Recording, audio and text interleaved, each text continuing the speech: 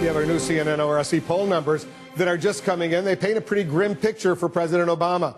Let's discuss what's going on. Our Crossfire co-hosts are joining us. The former GOP House Speaker Newt Gingrich, the former Obama campaign official, White House official Stephanie Cutter, along with the New York Times columnist Frank Bruni. Let me get your quick reaction, Frank, first before I go to our Crossfire co-hosts. Here's the new numbers in this new CNN ORSC poll. How is President Obama handling his job as president? 41% approve, 56% disapprove. And if you take a look at the trend since May, it's gone down. 53% approved of the job he was doing back in May, went down to 44, now 41%. Other polls show it a bit lower, but within the margin of error. He's got a big problem here, Frank, doesn't he?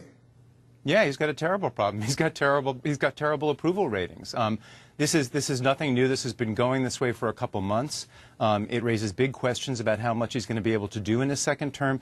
And I don't think we can divorce these poll numbers we're talking about from the nuclear option thing that happened today. He's looking at a second term in which there are big questions about what he can get done. And what Harry Reid has done in the Senate right now is clear a path for him at least to do some stuff along those lines. He's going to get some stuff done, Mr. Speaker Newt. He's going to get some stuff done now. He's going to get a lot of appointments confirmed because he only needs 51 votes. The Democrats have 55, majority to 45 Republicans in the Senate. So Frank's right. He's going to get something accomplished. There's no question that in terms of increasing the power of the president, this was a very important moment. And if you watch the president today, he didn't start by talking about judges.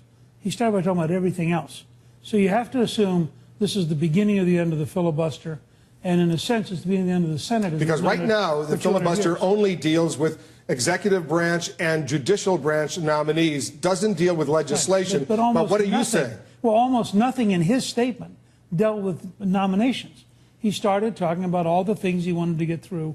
And I suggested to me this is the beginning of a Is Harry Reid going to do that? He's going to expand and eliminate the filibuster on everything? Who knows? But there are important facts here that we're ignoring. The reason why today happened is because the Republican minority in the Senate, of all of the filibusters in the history of the Senate, almost half of them have happened under this Republican minority over the past 5 years since the president has come into office. And that's an abuse of power. And I think that it's unfortunate it came to this. You know, nobody wanted this to happen. I'm a firm believer in the power of the Senate as the cooling saucer and the importance of the filibuster in ensuring that we're making the right policy decisions. But what Republicans have done here is egregious. Well, what does it say, Stephanie, about the President of the United States? He came into office saying there would be a new Washington, there would be bipartisan cooperation, we would work together, and this was something he strongly, when he was a senator, he did. Well, I agree. In fact, I worked on the campaign to avert the nuclear option back in 2005, of which he was speaking about.